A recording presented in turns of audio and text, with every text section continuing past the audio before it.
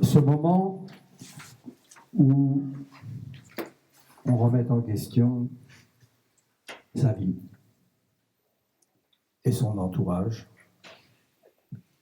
Des mots comme des cailloux d'éclairage.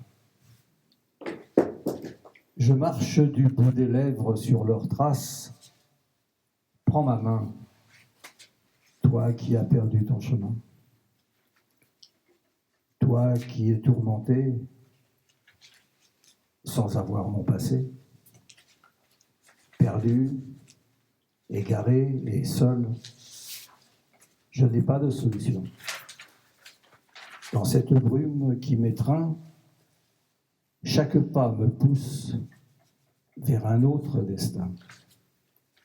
J'ai trouvé un chemin éclairé, sans nuages. Taoura, Tabatabaï Vernier, et les pages 265. Tara, si tu veux bien. Amis de la poésie, amis du cœur, bonjour. Merci Alain de m'inviter pour la deuxième fois.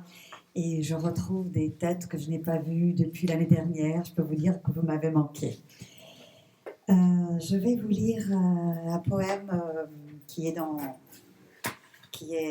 ce recueil où tu nous as réunis. Quelle page ?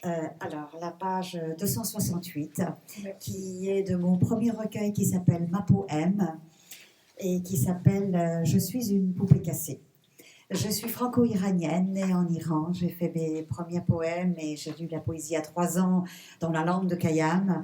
Et à 11 ans, quand je suis venue en France avec la Révolution, quand j'ai appris le français, par la suite, ça a été en français. Voilà le parcours brièvement expliqué.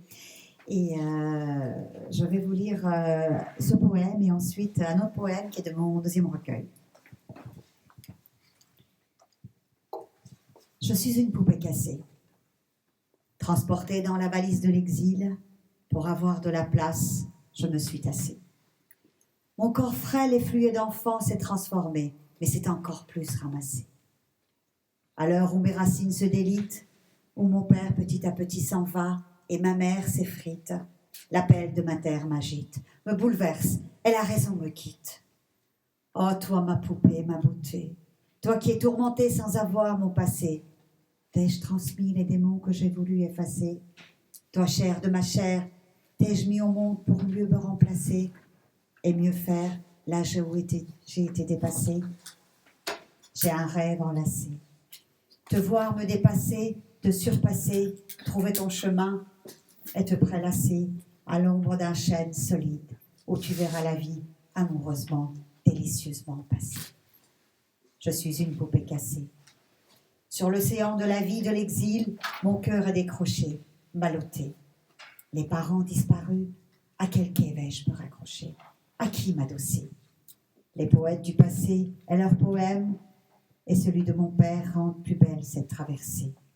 Mais suffiront-ils pour recoller et sauver cette poupée cassée?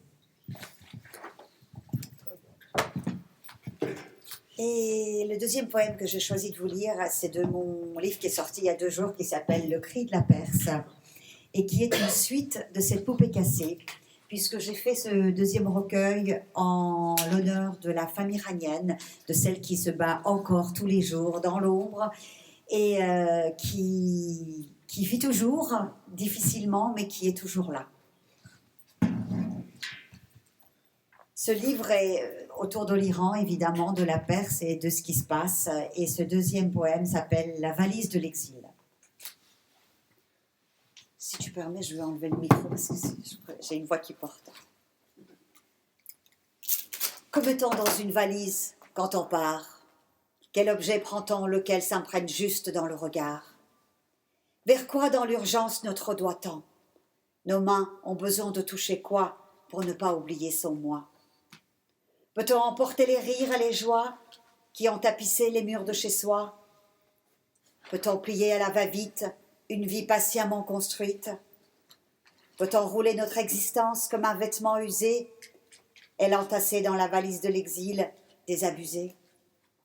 Peut-on la remplir très vite sans même savoir qui nous abrite?